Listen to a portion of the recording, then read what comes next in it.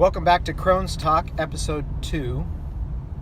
It's interesting, back when I was diagnosed, nobody had heard of Crohn's. Every time you told someone you had Crohn's disease, you had to explain what it was. Oh, it's just inflammation in your intestines. They're not really sure. Nowadays, it seems like every time you mention it, someone knows somebody in their family. They have it, their cousin has it, brother, sister. Everybody knows someone with Crohn's now, which I find interesting. I think they're doing a lot better at diagnosing it. They have better tests, and it's on doctors' minds, so they actually think of it. But I wonder if there's actually more cases now. We don't know the cause. It's an autoimmune disease.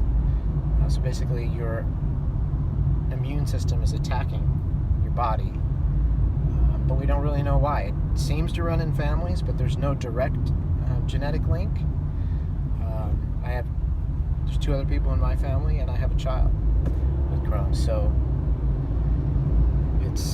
it's interesting. But anyway, I was talking about prednisone in the last episode. So I went from skinny healthy kid, to sickly skeleton kid, to this kid who felt like $1 million. So I felt like myself again. And your image of yourself is the same kid you've always been, or the same person you've always been, but the outward image is now to junior high kids, so now you're fat. When really it's not, and if you look, you can tell it's more, they're inflamed and puffy. But that was kind of weird because, especially when you're that age, you're starting to like girls, but girls are seeing you as the chubby kid. But you don't see yourself as that because it's a medical thing. So anyway,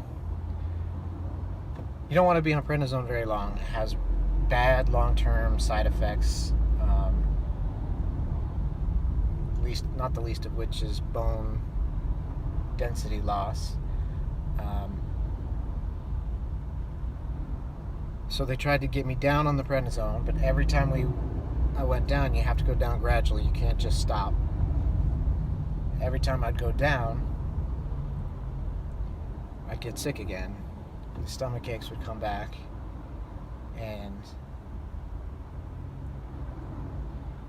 I had to go back up. But it was great, because if I got sick, I knew, I'll just bump up my prednisone, and the doctor would let us do it, manage it ourselves, and I'd feel better right away. But I could not go off the prednisone. I remember my brothers always used to get mad at me, because after dinner, when it was time for the kids to help with the dishes, I would go lay down, because I'd have a stomach ache, and they'd always say I was faking it, and I was just trying to get out of doing the dishes. Well, now I have 2 brothers with Crohn's disease. They now understand that you don't fake it. Nobody wants to fake because they have the real thing enough that you don't need to fake it. Even on the prednisone, you still have stomach aches. The symptoms don't go away completely.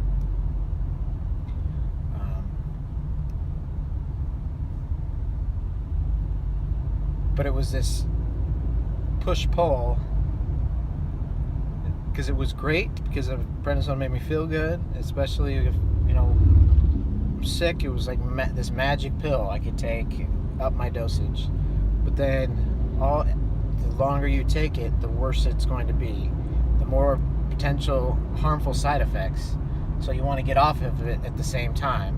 But then you're afraid when you go off of it, you're going to get sick.